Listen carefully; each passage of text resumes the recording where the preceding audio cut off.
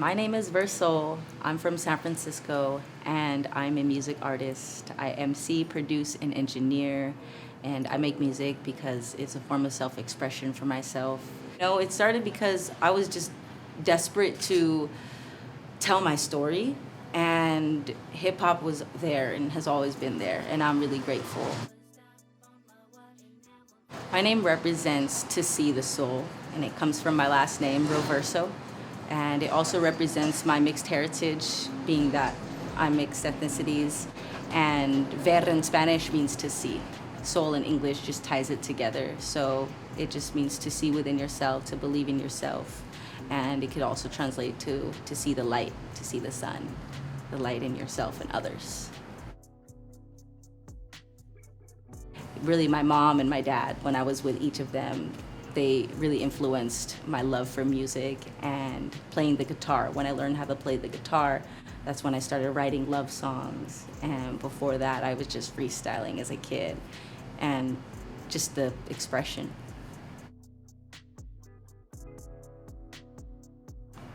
I currently play the guitar. I started to pick up the drums, and I also play piano by ear. I will say my album release party.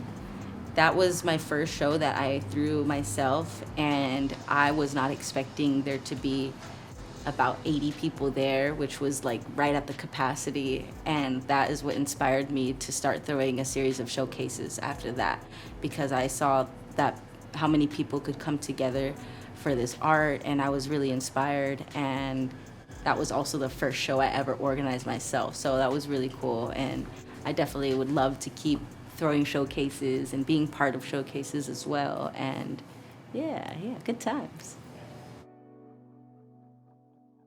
Always. I always get nervous before each show, but I've learned it's all part of it, and I just try to like stay focused and keep my blinders like this.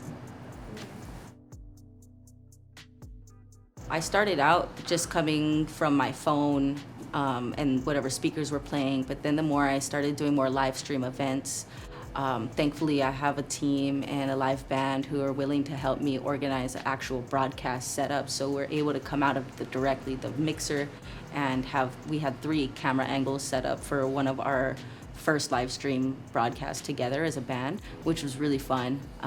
And it's very nerve-wracking. It feels just like a show. It feels just like you're there, but you're not. And that's part of what keeps me feeling comfortable. Is like, okay, we all know each other in here. We can all be comfortable with each other, but it's still the same type of feeling as if you were actually in a venue. And it's really cool because you could still actually reach the people, and you can reach more people too because it's through live stream, and I really love that about what we could do with technology.